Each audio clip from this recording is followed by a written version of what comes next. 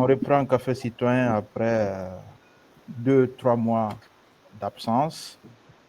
Et aujourd'hui, pour entrer dans une certaine dynamique de l'actualité guinéenne, avec la transition qui est en train de prendre du temps, de se confondre elle-même et de confondre les Guinéens, et beaucoup de questions sans réponse, j'ai voulu plus ou moins commencer par une question assez vague, générale, et qui va peut-être porter non sur l'actualité en tant que telle, mais peut-être nous amener à partir de l'actualité, faire des spéculations historiques, politiques, philosophiques sur la situation et la condition actuelle de la Guinée. Donc, je reçois des amis, euh, des membres et des sympathisants du magazine Les Concernés, avec lesquels nous sommes sur un cheminement intellectuel de penser la Guinée, de la comprendre et de contribuer à produire un certain discours intelligible sur la situation actuelle. Et dans cette perspective, je pose ce soir la question, faut-il désespérer de la Guinée? Je vais commencer par Ali Kamara, qu'on ne présente plus, qui est l'un des contributeurs les plus dynamiques et les plus récurrents sur le site Les Concernés, avec des analyses transversales qui plus ou moins parlent de tout. Ali, tu observes la scène politique guinéenne depuis bientôt 5 ans. Enfin, en tant qu'analyste récurrent, que penses-tu aujourd'hui de la marche de la Guinée, de cette transition qui s'incruste? Est-ce qu'il faut espérer ou désespérer de la situation actuelle de la Guinée? Espérer ou désespérer de la Guinée, comme tu l'as dit à l'entame, est une question plus vaste. Mais si on doit parler spécifiquement de la transition guinéenne, je pense que au fil de nos réflexions, d'abord, en premier lieu, quand il y a eu ce renversement du pouvoir, nous avons espéré, moi personnellement, j'avais espéré beaucoup de choses qui ne sont pas venues. Et au fur et à mesure du temps, l'espoir qui était grand s'est amenuisé. Et ensuite, je pense que nous sommes devant un fait qui est très complexe. Oui, il faut désespérer quelque part. De beaucoup de part, nous avons beaucoup de désespoir. Et peut-être qu'il faut espérer que le CNRD se retrouve peut-être encore. Je pense qu'il a encore une petite marge de se retrouver. Mais pour autant, sur le bilan global, alors on peut désespérer vraiment. À l'entame de débat, je pense que ce qu'il faut dire, l'espoir peut-être, mais il faut agir. Et l'action, en ce qui nous concerne en tant qu'intellectuels, consiste à penser la société, consiste à avertir quand il le faut, et consiste à faire le constat, hein, le constat tel que, comme je l'ai écrit tout dernièrement sur le bilan de la transition, globalement, il est insatisfaisant. Pour l'instant, c'est ce que je peux dire à l'entame de ce. Je suis un peu confus à t'entendre ce soir parce que euh, je peux dire sans emphase que j'ai lu tous tes articles récents depuis 2 ans et ils sont tous traversés par une certaine onde d'optimisme.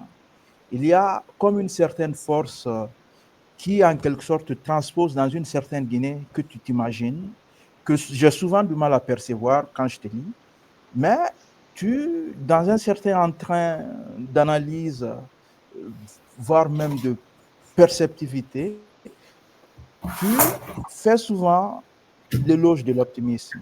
Tu dis qu'il faut espérer malgré tout. Et on a eu des échanges souvent personnels, plus ou moins houleux, où je, plus ou moins, te fais savoir que tu es en train de te fantasmer une certaine Guinée qui n'existe pas en réalité. Je te dis qu'il y a en face de nous une Guinée qui s'incruste. On a une transition qui a fait espérer tout le monde, mais qui aujourd'hui est en train de chavirer, est en train de dévier. Et ta réponse a toujours été qu'on n'a pas de choix, que nous sommes obligés d'avoir l'espérance que tout n'est pas perdu et que la Guinée, avec ou sans le CNRD, va s'en sortir. Et que notre seule tâche en tant que jeunes Guinéens aujourd'hui, c'est de ne pas perdre l'espoir et de continuer à plus ou moins faire vivre ces petites étincelles de projection dans un futur radieux pour la Guinée. Et de t'entendre aujourd'hui dire qu'il faut désespérer, je suis confus. Qu'est-ce qui a changé entre-temps? Je ne dis pas qu'il faut désespérer au sens dans l'absolu. Il faut désespérer de l'espoir qui a eu lieu. Hein? Parce que, comme tu l'as dit, j'étais de ceux-là qui espéraient beaucoup de cette transition. Et au fur et à mesure, je pense que les écrits le témoignent. L'analyse en tant que telle ne peut aller au-delà de la réalité. Face à la réalité, il faut analyser tel quel, froidement. Et le résultat est que le bilan, comme je le disais tantôt, est globalement insatisfaisant. C'est ce désespoir-là qui m'anime. Maintenant, par rapport à la Guinée de manière générale, je pense que sans espoir, on ne peut rien faire. Donc, et c'est cet espoir-là qui nous permet, nous, en tant qu'écrivains ou en tant qu'intellectuels, d'écrire. Parce que quelque part, on espère que ça change. Quelque part, nous voulons que ça change. Et c'est cette étincelle-là qu'il ne faut pas éteindre, quelle que soit la situation. Et vu l'actualité politique aujourd'hui, je pense que tous les acteurs politiques sont d'accord qu'il y a une certaine volonté, on ne dira plus cachée, mais manifeste pour certains acteurs d'accompagner le président de la transition dans une candidature plus ou moins critiquée. Donc, et à ce niveau, j'ai donné mon point de vue qui est assez clair. Le président de la transition ne peut pas être candidat aux élections. Et la transition en tant que telle, elle est bloquée. Et nous avons dit pourquoi elle est bloquée, comment il faut la débloquer. Je pense que les acteurs politiques aujourd'hui doivent lire et doivent nous entendre. Et pour ne pas également que cette petite étincelle puisse s'éteindre. Je pense que mon niveau d'espoir et de désespoir se mesure à ce niveau. Désespérer pour ce que nous avons espéré hier, mais espérer toujours que les acteurs politiques puissent se retrouver et peut-être mettre la Guinée de l'avant. Tu parles d'action, tu parles d'engagement, tu parles de continuer à espérer, de continuer à faire espérer. Concrètement, qu'est-ce que tu appelles action aujourd'hui dans cette Guinée où il n'y a plus de place à des opinions de dissension, à des opinions qui ne vont pas dans la route que subtilement le CNRD est en train de tracer. On ne sait pas c'est quelle route, mais on sait quand même qu'elle mène tout droit vers la candidature et l'élection de Mamadi Doumbouya. C'est quoi espérer et concrètement agir dans ce contexte-là? Agir dans ce contexte-là, d'abord, il faut poser la question sur la société guinéenne. Je ne suis pas d'accord pour ceux qui estiment que le problème réside fondamentalement au niveau du CNRD. Comme je l'ai écrit tout récemment, c'est la société guinéenne qui est malade. Il suffit juste avoir la vague qui est autour de cette candidature, toutes les têtes qui sortent de l'eau pour accompagner ce phénomène. Je pense qu'il y a lieu d'interroger la société guinéenne. Et agir aujourd'hui, c'est avertir la société guinéenne que nous sommes en train de reprendre les chemins interdits. Nous sommes en train de, collectivement, de nous mettre dans des situations que nous allons regretter. Donc, pour moi, agir aujourd'hui, c'est non seulement appeler les acteurs politiques, d'abord le CNRD, sur les chemins interdits qu'il ne faut pas prendre, et ensuite, pour tous les autres acteurs, la société civile, les intellectuels, à agir, à penser, à se retrouver. Aujourd'hui, par exemple, il n'y a pas un moyen, au-delà de ce que nous faisons, écrire et peut-être publier les articles, pour les jeunes Guinéens qui ont les mêmes idées que nous, de se retrouver et de discuter. On a commencé par le café citoyen, mais on peut agrandir le cercle. Et peut-être que nous pourrons parler aux acteurs politiques de manière directe, au lieu d'écrire, au lieu de faire des vidéos. Et pourquoi ne pas les interpeller directement, personnellement? Tout cela participe à l'action. Je pense que, aussi petite qu'elle soit, il faut agir. J'ai écouté Ali avec attention. Peut-être faut-il rebondir sur la question. Je ne sais pas exactement par où commencer avec Kankou. j'ai le malheur de ne t'avoir pas assez lu. J'espère que on va pallier dans les jours à venir. Mais j'aimerais t'entendre. Tu observes certainement avec nous, avec intérêt, la situation actuelle en Guinée. Tu observes un peu la trajectoire qui nous a menés là où nous sommes actuellement. Ali a raison, en tout cas selon moi, de dire que le CNRD n'est pas le problème et qu'il y a un problème beaucoup plus profond. Il y a un problème sociétal, philosophique, spirituel, pluridimensionnel, beaucoup plus profond, propre à la Guinée, qui fait que nos régimes se succèdent et se ressemblent. Que penser de cet interminable même en République de Guinée et comment en sortir avec espoir, mais comment espérer et comment agir lorsqu'il n'y a pas, disons, de scène propice à l'expression de cet espoir dont on parle. Eh bien, bonjour tout le monde. Merci beaucoup Tamba et aux concernés de m'avoir invité dans ce café citoyen. C'est ma première fois, je suis très ravie. Quand j'ai reçu le thème de cette séance, je me suis dit, waouh, quel thème, quelle vaste question, parce que la question du désespoir est large. Je pense que c'est une question de d'où l'on parle et en tant que qui nous parlons. Est-ce qu'il faut désespérer? Désespérer de quoi? Comment? Pourquoi?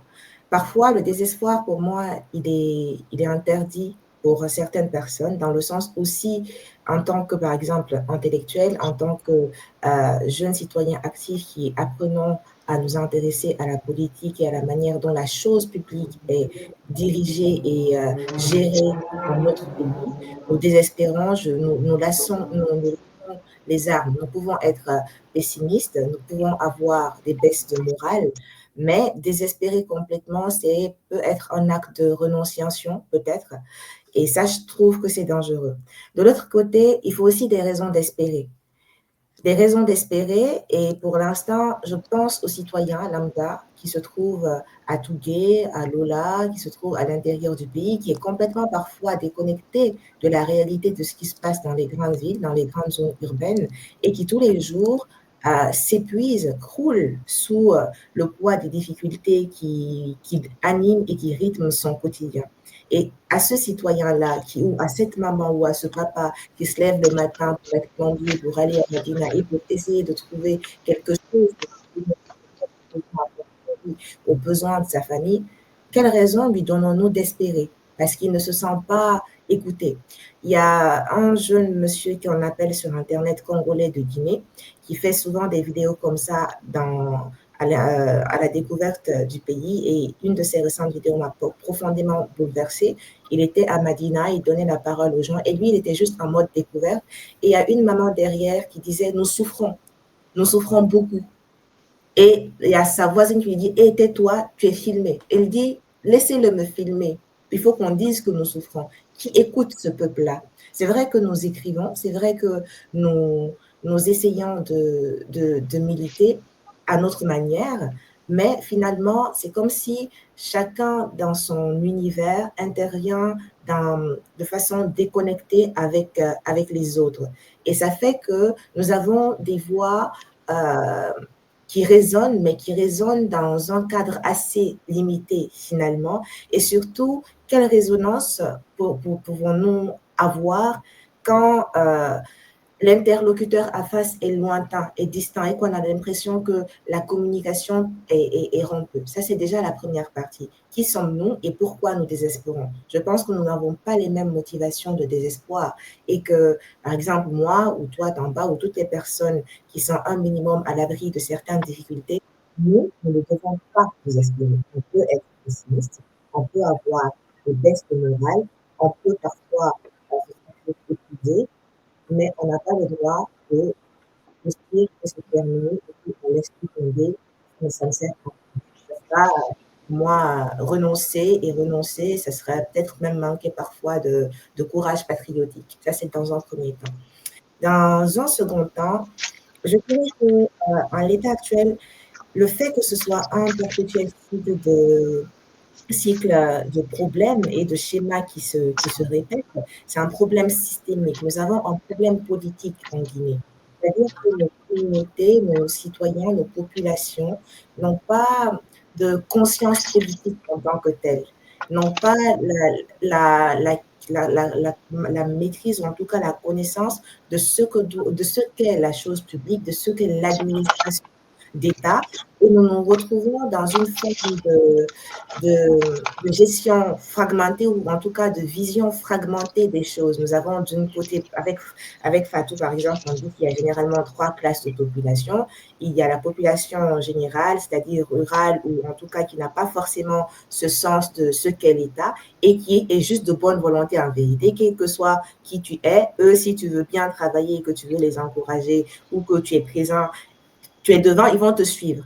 Il y a la population élitiste, le groupe élitiste qui est divisé en 2 parties. Il y a un groupe élitiste qui un peu est égoïste et qui s'accapare la chose publique, et qui, malgré son niveau d'instruction, malgré son niveau d'intellectualisme, ne fait pas preuve de bon sens, on va dire, de moralité et de rectitude dans sa gestion de la chose publique. Et puis, il y a la petite minorité qui est aussi dans ce côté de ce groupe intellectuel qui a du mal à trouver la voie. C'est comment concilier ces différents groupes de personnes et aussi parler de la question générationnelle et de l'héritage qui nous a été laissé pour faire un diagnostic et ensuite avancer vers ça, qui va peut-être généraliser l'espoir pour tout le monde. Mais pour le moment, l'espoir est sélectif. Il est permis pour certains, il est inexistant pour d'autres, et il y en a un groupe que j'ai cité au début qui ne doit pas désespérer, parce que ça ne serait pas normal, ce serait le dernier bastion qui tomberait. Maintenant, par rapport à la transition, depuis que la transition a commencé, l'une des premières choses que je disais, c'est qu'il ne faut pas se réjouir d'un putsch. Quel que soit le problème qu'il y a dans un pays, un putsch, c'est dangereux. Parce qu'au début, c'est beau, c'est bien, on nous a libérés de notre bourreau, mais en vérité, on invente un autre bourreau. Peut-être c'est là aussi que nous péchons en tant que Guinéens, parce que nous sommes des faiseurs de rois. Nous sommes des faiseurs de dictateurs même. Et je pense que c'est Monenembo qui l'explique le mieux. Et en tant que faiseurs de rois et de dictateurs, en fait, on a une sorte parfois de naïveté, de croire que oui, comme cette personne a dit ça va se faire. Sachant que plusieurs personnes, depuis les 60 dernières années, ont dit des choses similaires et pareilles, eh bien, il n'y a pas eu de changement. Nous avons du mal, en tant que peuple, en tant que population, à créer des garde-fous. Et tout ça, je pense, découle d'un problème d'éducation. Et quand je parle d'un problème d'éducation, il faut distinguer l'instruction, c'est-à-dire la langue française et tout ça, et l'éducation en tant que telle à la citoyenneté, à la chose publique, à la politique. On manque de conscience politique et de conscience citoyenne suffisamment bien repartie. Nous sommes un peuple en mode survie. Nous, ce que nous cherchons dans la majorité, pour la majorité d'entre nous, c'est comment manger, c'est comment vivre, c'est comment se soigner, c'est comment essayer d'avoir une existence viable au jour le jour. Donc, quand une majorité de la population rencontre ce type de difficultés, c'est très difficile aussi de lui dire d'avoir une approche holistique, une approche beaucoup moins suiviste, parce que pour l'instant, c'est ce qui lui a été offert. Donc, nos problèmes, nous les connaissons. Comme disait un ami hier, nous avons tous un doctorat en problèmes de Guinée, on peut les citer, les identifier, etc. Mais la réalité, c'est que même si on les connaît, on a du mal à les appréhender et à définir une vision, voire à établir une démarche à long terme qui peut nous permettre de sortir de cette ornière-là.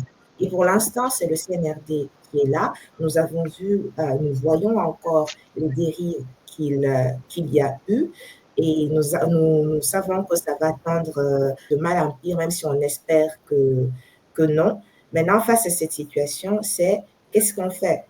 Face à la politique de la chaise vide, c'est soit on s'assoit, soit on ne s'assoit pas, mais chacun a sa réaction face à ça. Mais moi, j'estime que Il faut s'asseoir à la table de discussion. Bon, je pense que là, tu as fait un brillant exposé, un pourtour de ce que nous traversons comme société. Et nous avons tous apparemment des doctorats en problématologie ou problémologie, ce n'est pas la terminologie utilisée pour ça. Souvent, les gens ont la tendance à circonscrire la Guinée à Conakry. Certains n'ont jamais vu le goudron. Moi, jusqu'à 12 ans, 13 ans, je ne connaissais pas le goudron parce que j'étais dans une zone très reculée en Haute-Guinée, dans une sous-préfecture qu'on appelle Banankoro.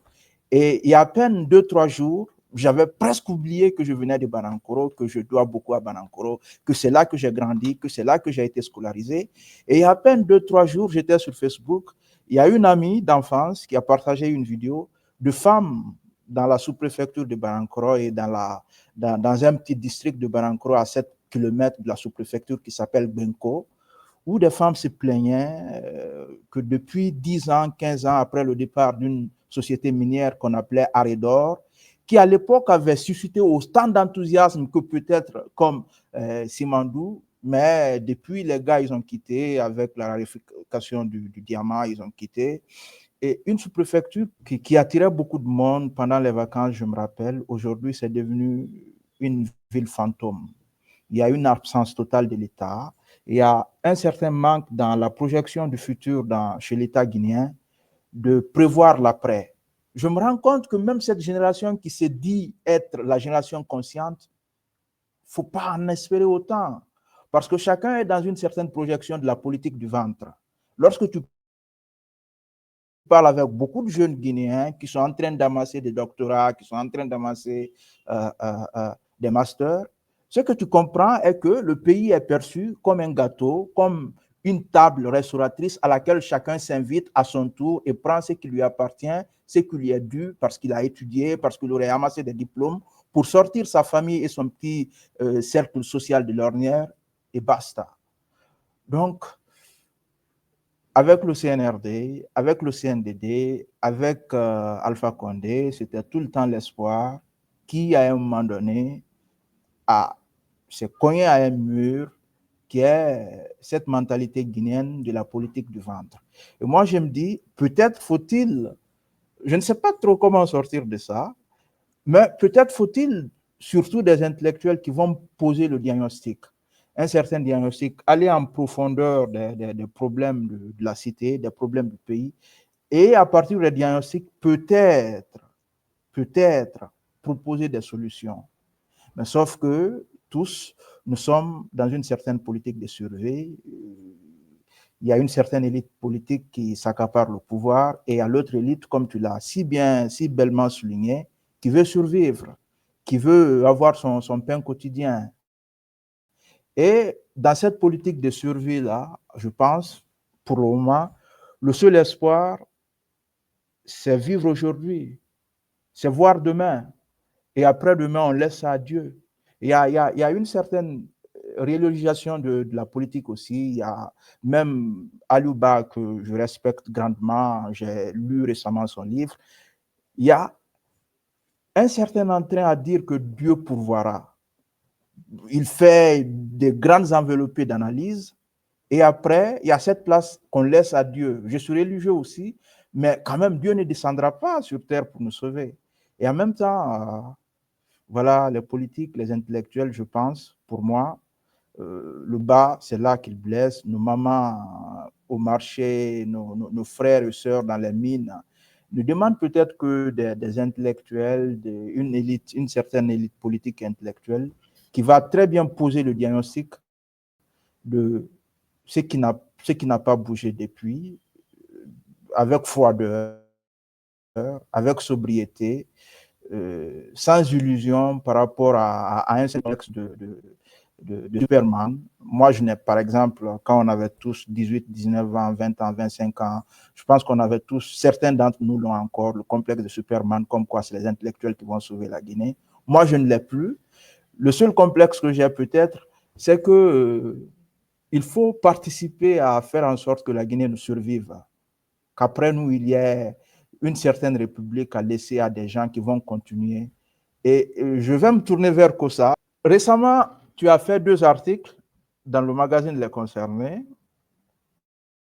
qui ont fait couler beaucoup d'encre. Beaucoup ont salué le premier, qui était une analyse du discours de l'an de Mamadi Doumbouya. C'est ce que tout le monde a salué. Mais derrière, il y a une analyse qui, moi, me semble plus pertinente. C'était franchement, en 3-4 pages, une certaine plongée dans la racine du problème politique, social, anthropologique, culturel et sociologique de la Guinée. Et tu disais quelque part qu'il faut faire vivre la démocratie, qu'il faut faire surgir un espace de débat, un espace de dialogue, un espace de conflictualité. Et tu dis, parce que l'article portait sur l'appel à la manifestation des partis de l'opposition, tu dis qu'en fait, ce qui manque aujourd'hui à la Guinée, c'est l'incarnation du leadership par les politiques. Eux que nous avons un leadership désincarné, le peuple ne se reconnaît pas en des leaders comme Sidia Touré, comme Cellou Dalein, qui ont échoué, eux que c'est sur leur échec que se construit la confusion des transitions que nous avons aujourd'hui. Alors, si ce n'est pas ces politiques, en qui et sur qui poser nos espoirs? La question est, merci Tamba, bonjour à tout le monde. Pour moi, la question est difficile à répondre. Moi, j'aurais d'ailleurs reformulé autrement pour dire faut-il espérer de la Guinée? Kankou l'a dit, Ali aussi s'est exprimé sur le sujet. Moi, j'ai une vision tout autre. Si aujourd'hui on est là à débattre de ça, c'est parce que quelque part, il y a un désespoir. S'il y avait un espoir, on n'aurait pas eu besoin d'épiloguer sur la question. Et je pense que ce désespoir, c'est nourri de déception, c'est nourri justement de problèmes de désincarnation qu'on a en Guinée depuis les indépendances. On a vu les hommes politiques qui viennent promettre à chaque fois qu'ils pourront effectivement changer les choses lorsqu'ils vont arriver au pouvoir. C'est le cas d'Alpha Condé. Alpha Condé est venu, on avait un grand espoir en 2010 lorsqu'il est arrivé, parce qu'on a dit que c'est un homme qui n'a jamais géré, donc c'est quelqu'un qui a étudié à la Sorbonne, c'est quelqu'un qui a beaucoup de relations avec la France, les Occidentaux, donc la Guinée va décoller. Donc moi, je me souviens encore de tous ces grands discours, de ces envolées, de cet espoir jeune que j'étais. Je dis, voilà, le professeur va venir et puis on va sortir la Guinée de l'ornière. Et on va essayer de ressembler peut-être à la Côte d'Ivoire, peut-être plus au Nigeria, ou peut-être plus. Donc tout le monde, tous les Guinéens, les gens qui n'avaient pas été à l'école avaient cet espoir. Dans les marchés à Avaria, tout le monde le disait. Tout le monde a apporté Alpha Condé avec cet espoir. Mais au fur et à mesure que Alpha Condé durait 5 ans, 10 ans, on a vu que cet espoir que nous avions hier est déçu. Mais ce sont les mêmes pratiques qui continuent. Et on voit aussi dans l'opposition quelqu'un comme Ousmane Gawal, qui n'a eu de cesse de critiquer Alpha Condé, quelqu'un qui n'a eu de cesse d'insulter quelque part dans les médias, d'insulter même les institutions. C'est la même personne aujourd'hui qui est porte-parole du gouvernement et qui continue encore à soutenir Mamadi Doumbouya. C'est-à-dire qu'on a en Guinée le problème du respect de la parole donnée. Je pense qu'on a un problème de dignité aussi dans notre pays. Parce que moi, à Kossa, aujourd'hui, je suis là, je dis Mamadi Doumbouya, c'est quelqu'un qui est mauvais, parce que c'est un dictateur, c'est un militaire, jusqu'à ce qu'on me nomme. Dès qu'on me nomme, je change de discours. Et j'oublie complètement, et même si j'oublie pas, je fais exprès d'oublier que hier c'était quoi, il y a 2 jours, il y a 3 jours, je prononçais un discours tout à fait contraire. Or, les gens politiques guinéens oublient qu'ils ont en face d'eux un peuple, des jeunes. Notre pays est majoritairement composé de jeunes qui les écoutent, notamment avec les réseaux sociaux, c'est enregistré. Et au fur et à mesure qu'ils s'expriment, ils créent des dégâts. Au fur et à mesure qu'ils s'expriment, ils créent des fuites. Parce que notre pays aujourd'hui s'est complètement vidé de ces jeunes. Moi, quand j'ai été en Guinée récemment, j'ai eu peur. Je me suis dit, où on va? J'ai jamais vu Conakry comme ça. Vidé. Les gens sont partis de partout. Ils viennent, qui prennent des embarcations de fortune, qui descendent dans la mer. Qu'est-ce qui fait ça? Si un jeune arrive à ce point, à se donner presque la mort, c'est parce que quelque part, il se dit que chez lui, il ne peut pas réussir. Et pourquoi il ne peut pas réussir chez lui? C'est la question qu'il faut se poser. Pourquoi on ne peut pas réussir chez nous? Pourtant, on dit que la Guinée, c'est l'Eldorado, on a toutes les ressources, on est en train de vendre Simandou, c'est très bien. Mais on ne résout pas le problème majeur qui est l'espoir. L'espoir qu'il faut redonner à la jeunesse. Donc ça, c'est mon premier postulat. Mon deuxième postulat, je rejoins Kankou dans ce sens-là, parce qu'aujourd'hui, on est en train de penser, oui, les intellectuels, tout est parti aussi des intellectuels. J'ai lu un peu l'histoire de France, et j'ai vu qu'à chaque fois, c'est l'espoir qui a permis au pays de sortir de l'ornière. Si on a eu la prise de la Bastille, c'est parce que le peuple s'est réveillé. Et le peuple est allé dire non à Louis XVI, le 14 juillet. Et on est passé en République. Et si la France, quelque part, a résisté face à l'invasion, c'est parce que le peuple était là, comme un seul homme, pour se battre. Et si on a eu 58, la Constitution française, c'est parce qu'aussi, quelque part, il y avait des hommes, il y avait un peuple qui est là, exigeant. On dit toujours que la France ou les Français, ce sont des râleurs. Ils sont toujours dans la rue, ils sont en train de revendiquer. Oui, parce que c'est ce qu'il faut. Or, nous, on n'a pas ça chez nous. On a des jeunes qui ont complètement démissionné. Moi, je les lis très souvent, au point que j'ai arrêté même de m'exprimer sur les réseaux sociaux, parce que c'est qu'hier, critiquaient Alpha Condé, qui sont sortis, qui sont partis à l'aéroport pour critiquer Alpha Condé, ce sont les mêmes aujourd'hui qui sont en train de soutenir le CNRD. Alors je me demande, quel est aujourd'hui l'espoir qu'on peut donner? Est-ce qu'on peut critiquer nos anciens? Je ne crois pas qu'on peut critiquer nos anciens. On n'a pas aujourd'hui l'audace de critiquer nos anciens, parce que je pense qu'ils ont été plus dignes que nous sur beaucoup, beaucoup de choses. Donc ça, c'est mon deuxième postulat. Mon troisième postulat, ce qu'il faut quand même, quelque part, qu'on continue d'espérer, parce que c'est notre pays. Si on désespère, comme l'a dit Kankou, c'est foutu. Moi, je ne désespère pas, mais j'avoue quand même que je suis partagé entre espoir et désespoir. À chaque fois quand je vois des actions qui sont posées, je me dis, est-ce qu'il faut que je retourne en Guinée? Est-ce qu'il faut que je rentre chez moi? Vraiment. Ou est-ce que je dois rester indéfiniment à l'étranger? C'est que je ne voudrais pas. J'ai envie de rentrer chez moi. Mais comment faire? Chaque année, depuis 2020, moi, je pars à Conakry. Je rencontre des gens, je discute avec des amis, je vais voir même quelques personnes qui sont aujourd'hui aux affaires, je discute avec elles. Mais je suis partagé. J'ai peur parfois. Parce que je me dis que rien ne change. Les jeunes sont comme les vieux. Et demain, ils seront des vieux, ils vont critiquer les anciens. C'est ça le problème. Donc, que faire? Moi, j'écris, comme nous tous ici, nous écrivons, mais ce n'est pas suffisant. Et il faut participer beaucoup plus activement à interpeller, oui, les hommes politiques. Faut-il encore qu'ils nous entendent? Parce que nos hommes politiques en Guinée, ils n'ont pas l'audace de confronter la jeunesse.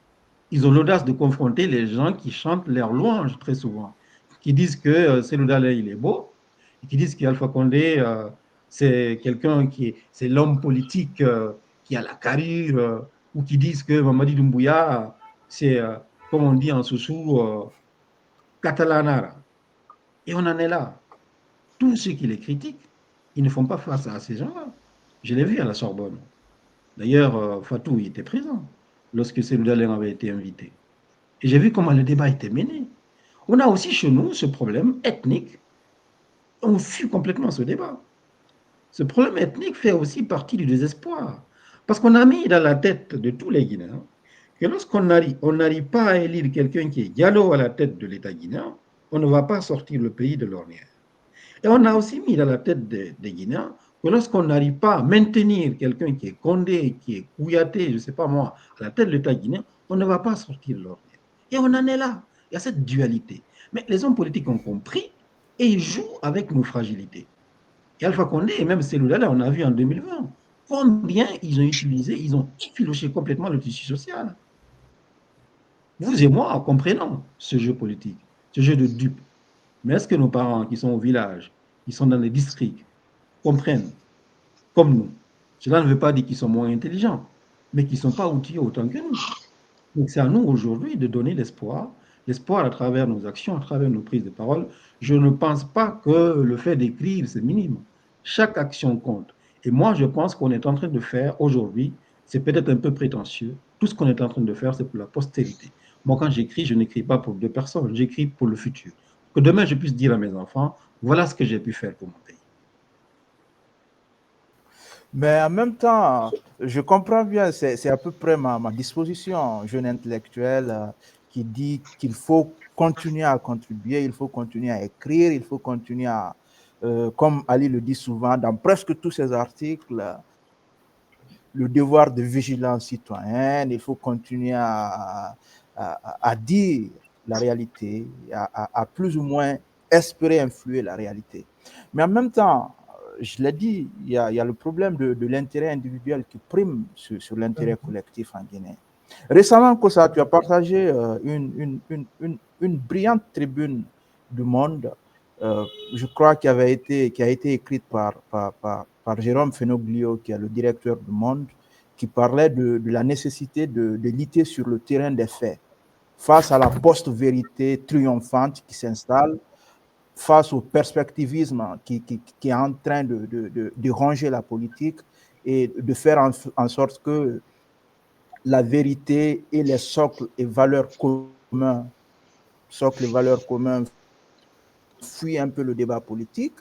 Il dit qu'il faut lutter sur le terrain des faits. Il faut faire revenir les faits, la factualité dans le débat. Il faut embrasser, comme tu le disais dans ton article, toi aussi, la conflictualité, l'éthique du dialogue.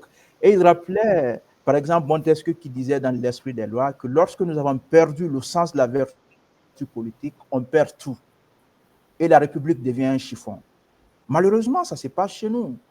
On a écrit il y a 2 ou 3 ans, je crois il y a 1 an, lorsque nous venions à peine de commencer les concernés, une tribune qui avait été signée par Baouri quand il n'était pas encore Premier ministre.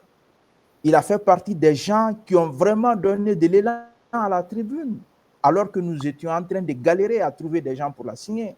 Dès qu'on l'a appelé, c'est toi qui l'as appelé Kossa. Il était là, vif, dynamique. Il dit que nous faisons vraiment un excellent boulot. Et aujourd'hui, le discours a changé en à peine 1 an. Ça a changé. Et on a beaucoup d'amis qui sont dans le système aujourd'hui, qui sont des DG ou DGA, certains qui sont même en train d'être prévus comme ministres, qui tenaient comme nous avant un discours plus ou moins d'intellectuels engagés, d'intellectuels plus ou moins voulant transformer son pays. Mais aujourd'hui, soit c'est les éloges du CNRD, soit c'est nous présenter le général comme étant le libérateur, ou silence radio. Je ne veux pas désespérer. Je ne veux pas du tout désespérer. Comme vous, je crois qu'être Guinéen nous incite à espérer. Mais après, moi, je préfère la lucidité à l'espoir aujourd'hui en Guinée. Eh bien, j'ai envie de dire, c'est quoi être lucide aujourd'hui, en fait, finalement? Parce que être lucide, c'est être au fait de ce qui se passe. Lucide. Oui, c'est être au fait de ce qui se passe, c'est être conscient de ce qui se passe et en même temps se dire qu'il reste quand même des choses à faire. Il n'y a pas de problème sans solution, déjà, pour moi. Comme j'ai dit, le désespoir, c'est une question de degré, en fait. Même toi qui dis que tu penses que tu désespères, au fond de toi, le désespoir n'est pas absolu et total, parce que tu sais que même si les moyens sont inaccessibles, les outils ou les voies semblent floues, il reste des voies. C'est juste que peut-être qu'il y a un brouillard, etc. Maintenant, moi, par rapport à tout ce qui a été dit, j'ai envie de citer Frantz Fanon, où il disait que chaque génération doit à un moment donné découvrir sa mission, en fait. Nous, moi, je pense aujourd'hui que notre mission, elle est évidente. Notre mission, ce n'est pas, en fait, de continuer de ce même perpétuel recommencement de se voir en super-héros et en super-woman et superman. C'est plutôt de se dire, réfléchissons. En fait, je pense que dans notre pays, on a un très grand problème de réflexion, c'est-à-dire prendre le temps, analyser, observer, diagnostiquer, se poser des questions. Ça peut paraître philosophique, mais je pense vraiment qu'on a besoin de penser. On est trop dans l'action ignorante, dans l'action irréfléchie, dans l'action spontanée. Exactement. Impulsif.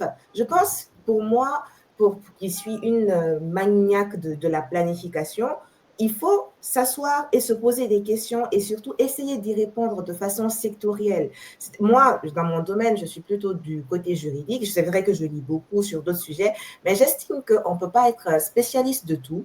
Il faut s'intéresser à son domaine. Et même dans ton domaine, il y a des domaines particuliers où tu peux te spécialiser. Je m'intéresse beaucoup à la question de l'accessibilité du droit. Donc, je développe cette question. Je m'intéresse beaucoup à la question de l'intersectionnalité, c'est-à-dire comment dans une population multiple et diverse, ton rang social, ton ethnie, ta zone d'habitation, le fait que tu sois éduqué ou pas, influe sur ta situation de citoyen.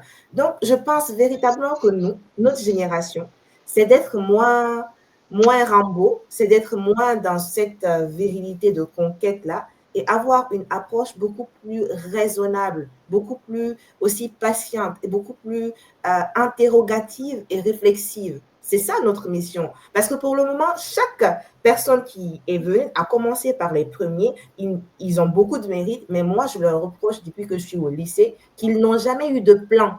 Ils n'ont jamais eu de vision. C'est-à-dire qu'il y avait cette fougue de la jeunesse révolutionnaire qui les animait et ils se sont dit, allez, on y va et on verra. Bah non, en fait, vous avez le destin de tout un pays dans les mains.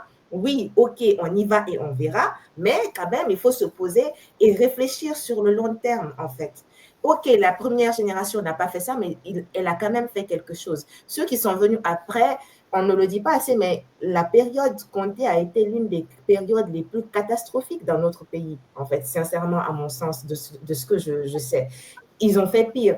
Et ça a recommencé avec Alpha, c'est en train de se passer avec le CNRD.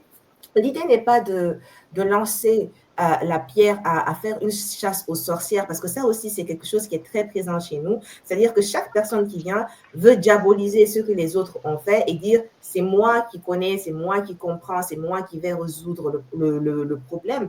Alors que dans tout système, même s'il y a beaucoup de mauvais, il y a aussi quand même du bon. Et de toute façon, tu ne peux pas repartir sur du bon pied si tu ne fais pas l'analyse, le bilan de l'existant. Donc, qu'est-ce qui existe? Qu'est-ce que je fais de cet existant pour mieux continuer? Et je pense que nous, c'est vraiment le travail que nous devons faire. Parce qu'en soi, aussi, il y a cette même méconnaissance de notre histoire. Je me rappelle, dans les cours d'histoire, c'est entre la première et la troisième année qu'on te parle un peu de la Guinée. Et après, on te parle de l'Afrique, puis on te parle de l'Europe, puis on te parle du monde. Mais on n'a pas une maîtrise de nos histoires, de nos communautés, de nos sociologies. Et ça, j'estime que c'est extrêmement dangereux pour un peuple de ne pas comprendre ses propres résonances culturelles, ses propres intersectionnalités et ses propres, comment dire, nuances, en fait, finalement. Et ça aussi, c'est quelque chose qui manque. Donc, on s'éduque, on se spécialise dans les domaines, mais il faut aussi qu'on ait ce réflexe de se spécialiser en pensant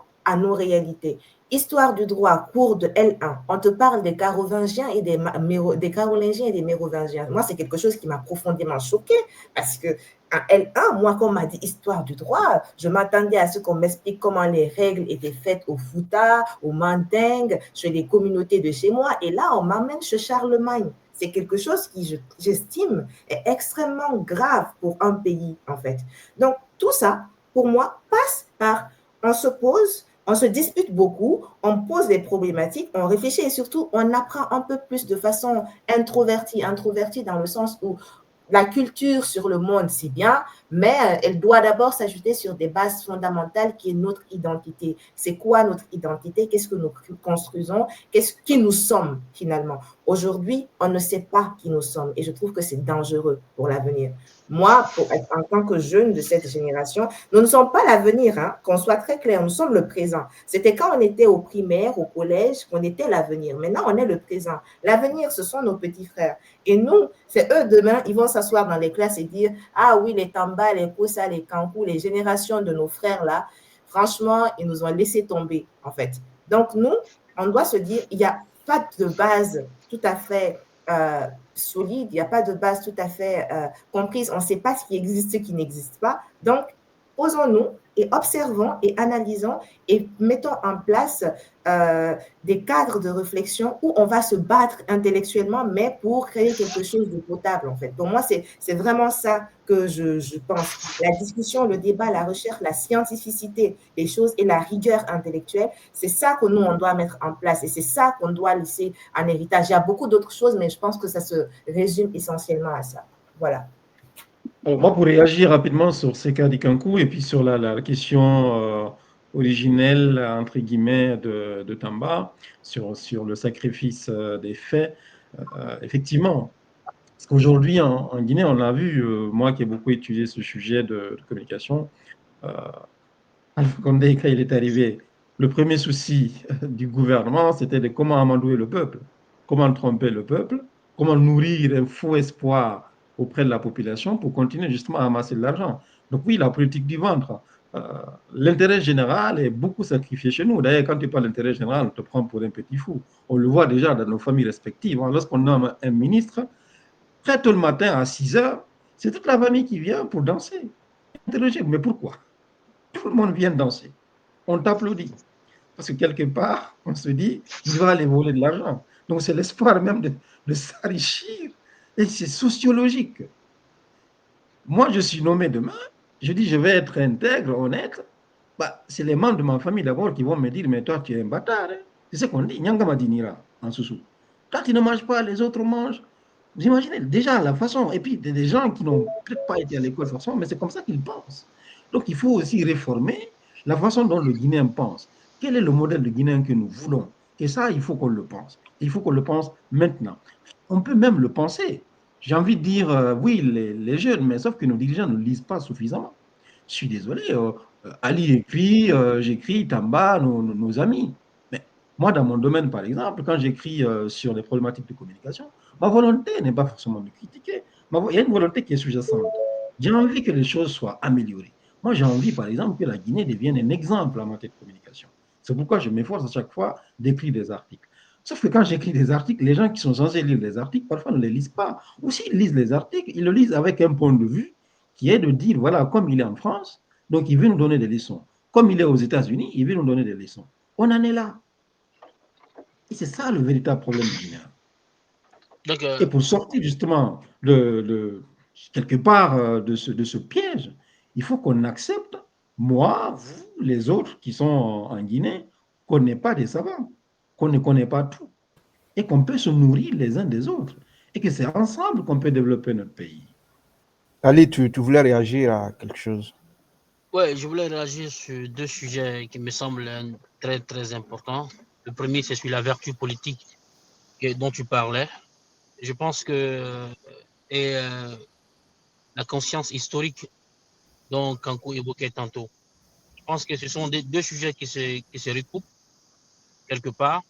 La vertu politique, parce que tantôt, quand tu parlais de Kosa sur la possibilité d'ouvrir le débat politique, la confrontation politique, notamment en parlant de la manifestation des forces vives de Guinée, c'est un sujet sur lequel j'ai beaucoup écrit. Ce qui pose problème quelquefois, c'est la perception que les Guinéens ont de la politique aujourd'hui. Et cela est du fait que depuis trop longtemps, notre classe politique a agi dans la réelle politique. Aujourd'hui, lorsqu'on regarde ce qu'on appelle force vive de Guinée, on se demande en réalité c'est quoi le motif? Est-ce que cette retrouvaille entre le RPG et l'UFDG, le FNDC, cette retrouvaille, c'est au nom de l'idéal démocratique? Si c'est au nom de l'idéal démocratique, on ne peut pas défendre cela. Est-ce que c'est au nom de la rancœur politique? Peut-être, mais au final, quel est le message que cela envoie aux Guinéens? Est-ce que c'est un message de principe? Est-ce que ce sont des hommes politiques ou des leaders de la société civile qui sont des hommes de principe? Non. Parce qu'il vous souviendra que le RPG est allé au troisième mandat, qui a été combattu par le FNDC, dont faisait partie l'UFDG. L'UFDG qui a été exclu du FNDC pour sa participation alors à une élection dont elle avait été appelée à ne pas participer parce que le FNDC a donné le mot d'ordre à tous les partis qui étaient membres du FNDC à ne pas aller aux élections, qui était en quelque sorte une légitimation du troisième mandat. Seul l'UFDG est allé aux élections, mais aujourd'hui, le FNDC, l'UFDG et le RPG se retrouvent ensemble. Donc, en quelque part, il est vrai qu'il faut ouvrir le débat contradictoire, mais derrière, le message que cela envoie doit être suffisamment évoqué. Sur la vertu politique, par exemple, je pense que, comme je l'ai évoqué dans beaucoup de sujets, notamment sur la question du tribalisme politique en Guinée, où finalement la classe politique a fait de l'ethnie son capital politique, et où peut-être qu'on l'ignore, qu'on fait semblant de ne pas le comprendre, que tout tourne aujourd'hui en Guinée autour de l'ethnie. Si vous voyez que ce soit depuis le temps du PDG RDA, et le bilan qu'on en fait aujourd'hui, tout part, l'analyse part du point de vue de l'ethnie. Aujourd'hui, dès lors que quelqu'un veut analyser une situation politique en Guinée, il se place d'abord sur le point de vue ethnique. Ça pose problème. Même aujourd'hui, lorsque vous parlez du CNRD, si vous êtes de la même ethnie que le président ou pas, alors on sent le plus généralement alors de quel côté vous êtes. Donc finalement, il y a des exceptions, et heureusement d'ailleurs. Oui, il y a des exceptions. Bon, bien sûr. Je pense que nous faisons partie de ces exceptions-là sans prétention. Oui, sans prétention. Je pense que... Bah, tout le monde pense être l'exception. Hein? Oui, en tout cas. Donc, c'est ce qui m'a amené à écrire, par exemple, opposition politique, opposition... Sur l'héritage de Sékou Touré. Sur l'héritage politique de Sékou Touré.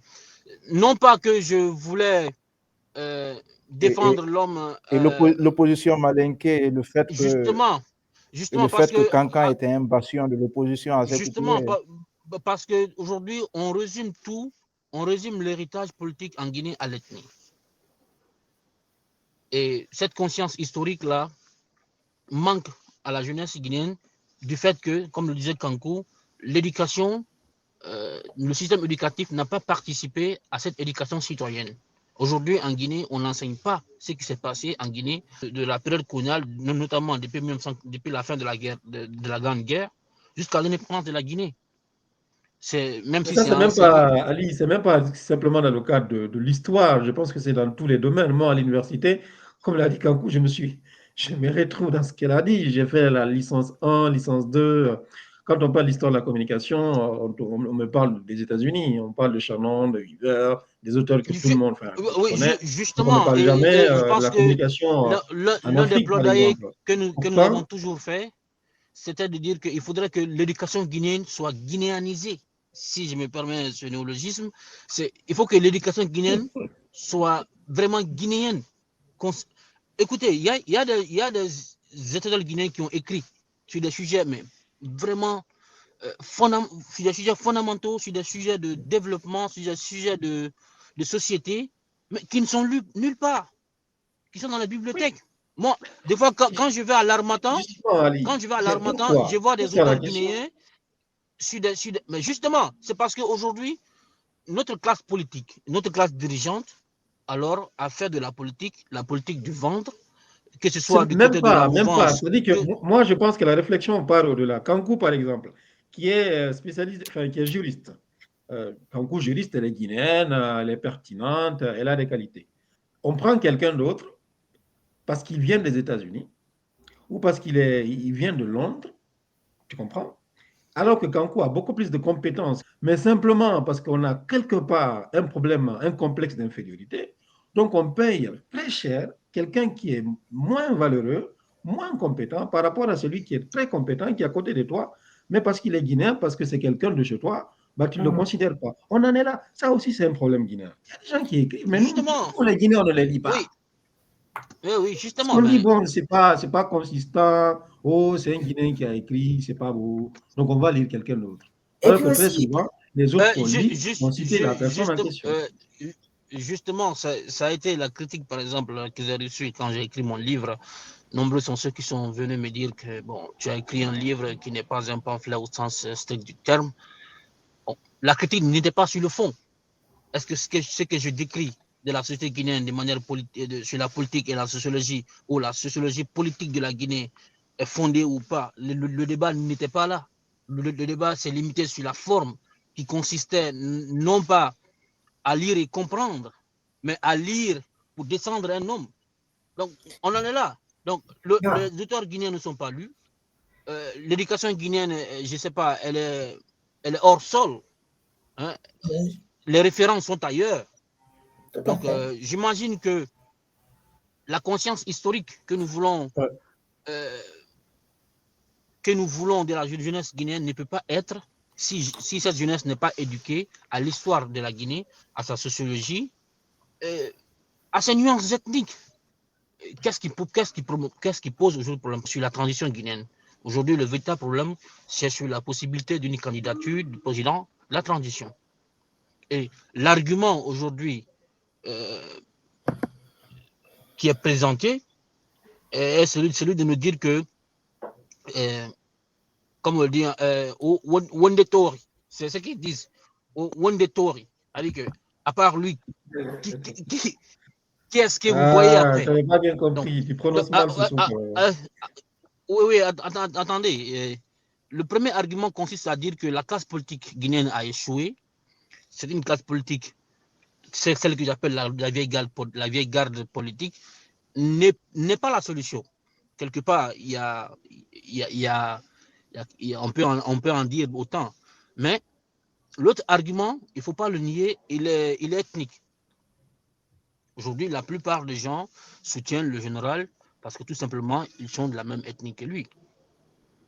Et il y a la plupart aussi de ceux qui ne soutiennent pas le projet, non pas parce que c'est un projet contre-productif ou que c'est un projet qui mine sur nos espérances démocratiques, mais parce que tout simplement, ils ne partagent pas la même ethnie que lui. Donc, il y a ce débat d'ethnie qui est le fond du problème. Et autour, et pour revenir, pour terminer, autour sur l'entame de mon propos, sur la vertu politique, finalement, ceux qui sont pour le projet n'ont pas véritablement de principe à nous faire valoir, parce que les mêmes qui critiquaient hier le troisième mandat sont là aujourd'hui à promouvoir un régime militaire, mais de manière grotesque. Et les mêmes qui sont aujourd'hui en train de lutter contre cette volonté manifeste d'aller à une candidature de président, le font sur des arguments, ma foi, qui sont inquiétants. Donc, l'un comme dans l'autre, alors, j'allais dire, personne n'est défendable, en fait. Dans tout ce que se dit, comme je disais à l'entame, les problèmes, on peut les énumérer, vraiment. Il y en a beaucoup qui vont continuer de nourrir nos réflexions. Et je pense que en termes de discussion aussi, nous, en plus d'identifier les problèmes et d'épiloguer dessus et de montrer notre frustration, notre choc et notre colère et tout le ressentiment que cela nous inspire, on pourrait aussi faire notre propre auto-diagnostic. Parce que vous voyez, l'État, c'est un ensemble. Il y a le pouvoir central et puis il y a toutes les autres strates de la population. Nous, aujourd'hui, comme on a dit, on fait notre meilleur en écrivant, etc. Mais moi, j'ai une sorte de théorie que j'ai commencé à initier quand j'étais en licence. C'était, ils ont enfermé la parole. En fait, nous sommes des peuples aussi d'oralité. Il ne faut pas qu'on se voile la face. Le fait d'écrire, on a un problème de lecture, hein, c'est vrai, mais tu as 65% de la population, selon des statistiques de 2022, qui n'est pas instruite, donc qui ne peut pas lire ce qu'on écrit, qui ne peut pas entendre. Enfin, en fait, il y a une vraie rupture communicationnelle entre 2 pans ou 3 pans de la population qui est là. Et du coup, nous, on écrit, on sait, on connaît notre cible, mais dans notre cible aussi, il y a une grande partie, disons les 6 et 65, les 35% qui restent, eux aussi, c'est difficile d'attirer leur attention parce que en soi, cette problématique de comment on communique, comment on diffuse l'information, c'est une problématique qui est extrêmement importante. En fait, la création du contenu informationnel et sa diffusion est différente selon la cible que tu veux atteindre. Aujourd'hui, notre cible est très loin d'être les 65% non instruits parce qu'ils ne peuvent pas lire et entendre ce qu'on a à dire. Donc, comment on communique avec eux? C'est ça aussi la question qu'il faut se poser. Et ils ont enfermé la parole. C'est vraiment une théorie multidimensionnelle où je me dis que peut-être dans les lettres, la parole persiste, mais aussi on peut trouver d'autres façons de faire perdurer la parole, surtout il y a les moyens technologiques qui existent aujourd'hui, autrement que par l'écrit. Parce que l'écrit n'est accessible qu'à une infime partie de la population. Donc, comment rendre cet écrit, cette parole qui a été enfermée dans des lettres, accessible à d'autres personnes et faire en sorte qu'à l'avenir, tout le monde puisse avoir le même niveau d'information? C'est un problème qui est latent et qu'on ne discute pas assez. Dans le domaine du droit, aujourd'hui, pour nous, à droit accessible, il y a 5 catégories de population. Il y a les populations francophones qui ont accès à Internet. Il y a les populations non francophones qui ont accès à Internet. Il y a les populations qui n'ont ni accès à Internet et qui ne parlent pas le français et ne le comprennent pas. Et en dernière position, il y a la catégorie des populations qui sont atteintes de handicap, qui aussi font l'objet d'un certain particularisme en termes d'accès à l'information juridique dans notre cas, parce que c'est ça notre domaine d'activité, mais plus généralement à n'importe quel type d'information.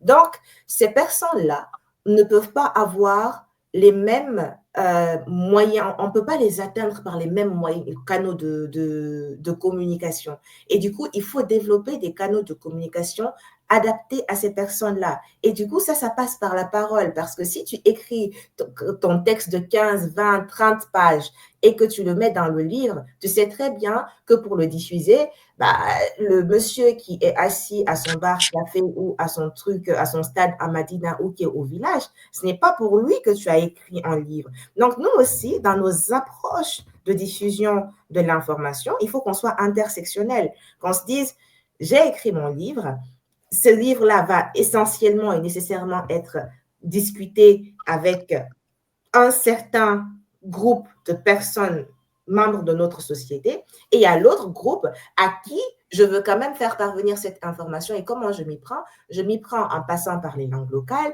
je m'y prends en passant par des canaux de communication où c'est plus la parole orale qui va être véhiculée, je m'y prends en allant à la rencontre de ces personnes-là et en discutant avec eux dans les verbes et dans les mots qu'ils comprennent. Parce que, en fait, je pense vraiment qu'on doit scinder nos tranches de population. On ne sommes pas une population homogène, donc on n'a pas les mêmes outils, on n'a pas les mêmes problématiques, on n'a pas les mêmes façons aussi d'accéder aux solutions. Donc, s'il y a solution, cette solution doit être pensée de sorte à ce qu'elle soit accessible à la majorité, et les voies de l'accessibilité sont particulières en fonction de à qui je veux m'adresser.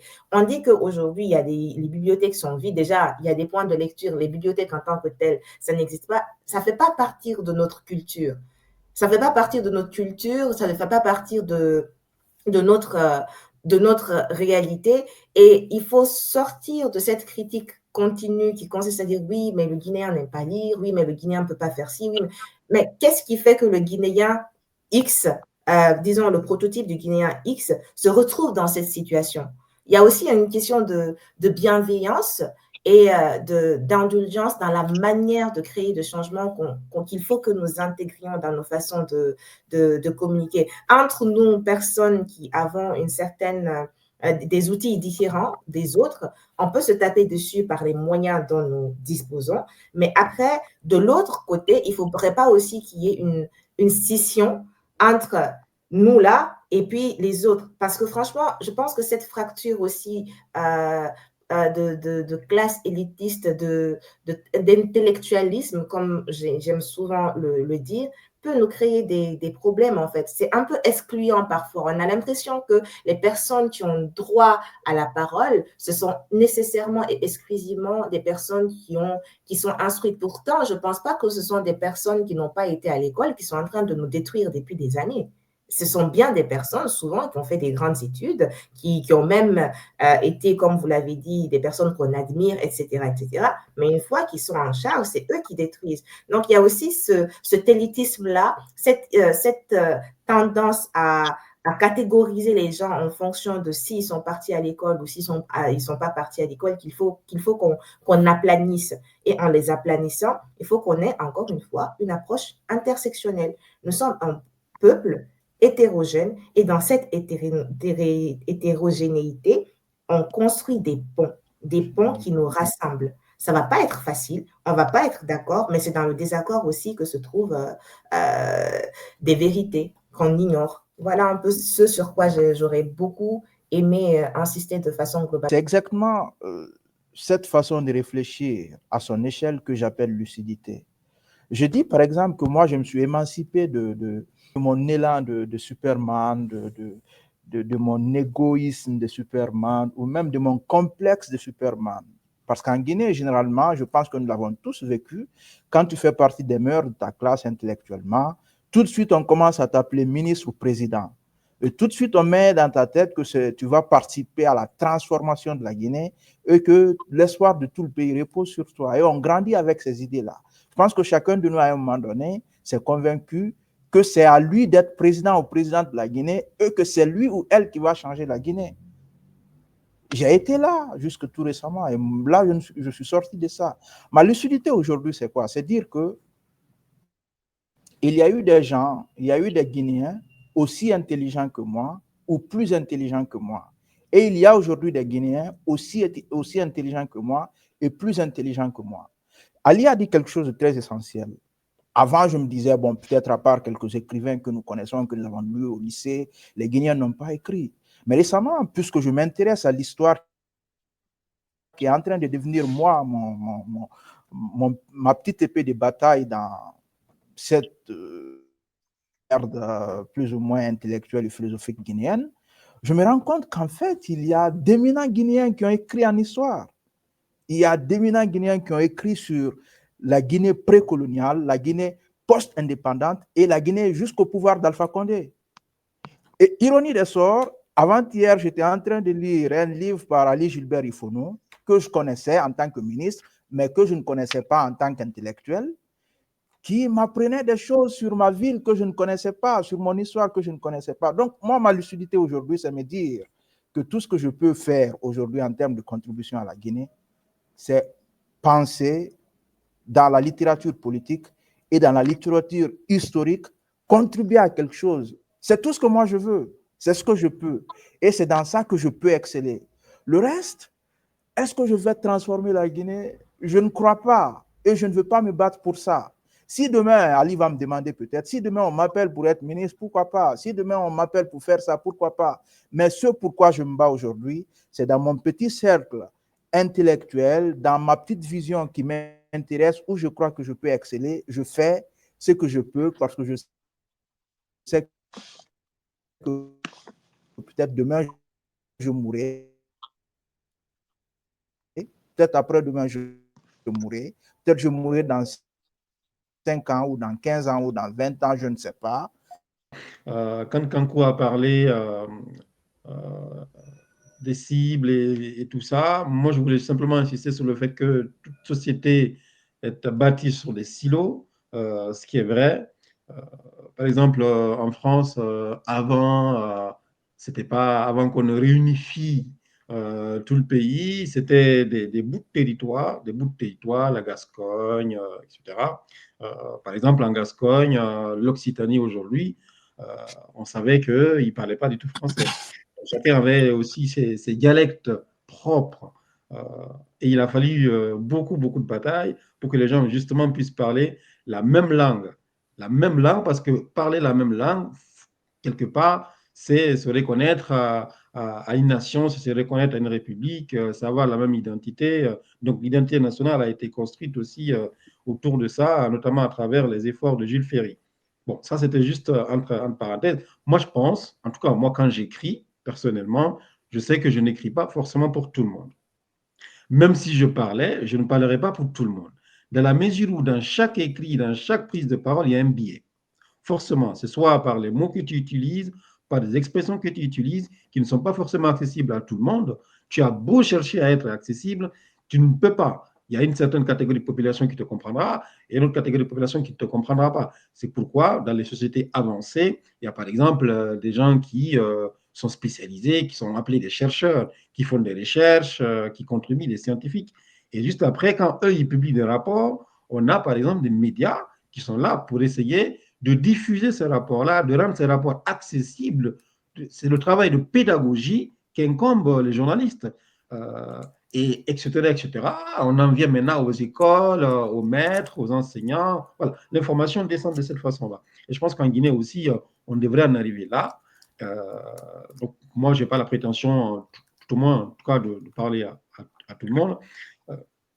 Pour conclure sur cette question de faut-il désespérer de la Guinée, moi, je ne peux pas aujourd'hui blâmer celui qui désespère de la Guinée. Je n'ai pas la prétention de le faire parce qu'il a une bonne raison de désespérer de la Guinée. Et quand on l'écoute, il va te parler, ou il nous parlera forcément de son histoire personnelle. Il te dira que, par exemple, voilà, moi je suis resté en Guinée, j'ai investi, et tout d'un coup on est venu, on a déguerpi, on a tout cassé, et puis on ne m'a pas remboursé. Quelqu'un d'autre te dira, voilà, chacun a sa propre histoire. Et on a beaucoup de ces frustrations-là qui continuent aujourd'hui d'infuser dans la société. Mais quelque part aussi, une des causes de ce désespoir que nous avons tous aujourd'hui, en tout cas je le pense, c'est parce que Mamadi Doumbouya, par exemple, quand il est venu le 5 septembre, il a dit, il a fait une interview, et il y avait Alain Foucault où il a dit que personne de son gouvernement, personne du CNRD ne se présentera candidat, ne se portera candidat. Et cette parole, moi je pense en tout cas, quand un militaire, quand tu dis je fais récit, tu le feras. Donc la parole de militaire, la parole donnée n'est pas respectée chez nous. Et on en est là. Vraiment. Même si demain, nous tous, on vient, on prêche la bonne parole, les gens vont dire, oh, ils feront comme les autres. Donc on en est là. Même si on a des bonnes foi, ils ne vont plus nous croire. Et dans un pays où on ne croit plus, c'est un problème. Faut-il espérer ou désespérer quelle peut être la conclusion ou le dernier mot à tirer? Je pense que je vais commencer par Ali, notre sécuritaire en chef. Je pense que, pour rebondir d'abord sur ce que tu disais, je pense que c'est l'une des rares fois où je suis d'accord avec Tchano Monenambo. Je pense que sur ce point, il est difficile de le contredire, comme je le disais il y a quelques jours, dans mon dernier billet.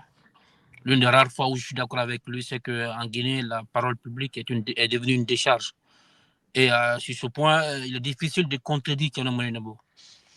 Sur l'histoire politique de la Guinée, je pense que c'est un tout autre sujet sur lequel je ne veux pas épiloguer, j'ai déjà répondu à cela. Il faut continuer à nourrir l'espoir, même si ce n'est pas évident, compte tenu de la situation, mais toujours est-il que cet espoir doit être accompagné, et comme tu le disais, d'une certaine lucidité et peut-être d'un combat constant qui consiste à écrire, à penser notre société, à interpeller davantage et peut-être à changer de méthode. Parce que si nous écrivons, ma foi, il est très difficile de trouver des gens qui lisent en Guinée. Donc, il ne suffit pas d'écrire. Il faudrait que les messages que nous écrivons puissent parvenir à ceux qui doivent réellement changer les choses. Parce que nous ne sommes pas aux affaires. Je pense que ceux qui sont aux affaires doivent nous écouter, doivent nous lire. Et peut-être que c'est en changeant de méthode que nous pourrons atteindre plus de monde. Monsieur Kossa. Moi, je dirais simplement, pour revenir un peu à l'analyse aussi que j'avais faite, que tu as évoquée sur la manifestation qui a été projetée par le FNDC, c'est de dire à ceux qui sont aujourd'hui aux affaires d'accepter le contradictoire. C'est très important. Moi, je peux ne pas être d'accord avec Tamba, mais je dois entendre Tamba. Dans la mesure où je suis aux affaires, je dois avoir le dos large, donc je dois être Platon. Aujourd'hui, en Guinée, c'est le problème que nous avons. Dès qu'on est aux affaires, on pense qu'on connaît tout et qu'on n'écoute personne. Et donc, on est en train de bâillonner toutes les formes de liberté. On empêche les gens de s'exprimer. Or, dans un pays, lorsque on empêche les gens de s'exprimer au fur et à mesure, les rancœurs augmentent, et les frustrations aussi augmentent, le désespoir augmente, et ça finit par une implosion. Kanko, mot de la fin, faut-il désespérer? Faut-il être au milieu? Faut-il espérer? Eh bien, comme de la fin, que l'espoir, c'est-à-dire atteindre un changement nécessite immédiat, difficile, mais il est possible. Donc, je pense qu'on peut, comme je disais dès le départ, avoir des baisses de morale, être pessimiste, être contrit, être craintif, être incertain. Tout ça, c'est possible, mais désespérer totalement, ce n'est pas une option pour nous autres. Pour d'autres, c'est possible parce que c'est difficile d'avoir des raisons d'espérer quand on n'a pas d'outils, quand on n'a pas de moyens d'influer sur la réalité, même ne serait-ce qu'à une infime échelle. Mais lorsqu'on a même un tout petit peu de moyens d'action, aussi microscopiques ou infimes soient-ils, on a le droit de flancher, mais pas d'abandonner tout espoir. Voilà. Je suis catégorique, mais c'est ce que je dirais pour le mot de la fin. Bah, moi, je pense qu'il faut avoir peur. Oui, peut-être. Oui, aussi. On peut avoir. En fait, le fait Moi, je pense qu'il d'espérer, faut avoir moi, ça ne peur, va pas ni empêcher. désespoir, ni espoir. Ouais, il Mais faut. la peur. Oui. Parce que voilà, moi, je suis purement de théorie politique. Et en théorie politique, nous développons l'idée, par exemple, du catastrophisme éclairé. Et être catastrophiste, l'importance du catastrophisme est qu'avoir peur te galvanise, même si ça ne va pas, même si on est dans une misère sans nom, on espère, on se dit ça va aller. Sauf que ça va aller là, nous met dans une certaine forme de stagnation, dans une certaine forme de passivité, parce qu'on espère quelque chose. Il y a quelque chose de passif dans l'espoir. Il y a quelque chose d'attentiste dans l'espoir. Alors que devant la peur, l'idée que le pire catastrophique et que ça ne peut pas être pire, que ça l'est déjà, on n'a pas d'autre choix que de se mettre en action. On n'a pas d'autre choix que de se mettre en mouvement. On a en quelque sorte ce qu'on appelle l'énergie du désespéré ou du désespoir. Parce que là où la peur nous met devant le présent avec lequel il faut négocier. Donc moi, je pense qu'il faut avoir peur et peut-être cette peur nous galvanisera, nous mène faire quelque chose qui puisse peut-être être bénéfique au futur collectif. D'accord. Je ne partage pas la même définition de l'espoir, mais on en discutera en privé.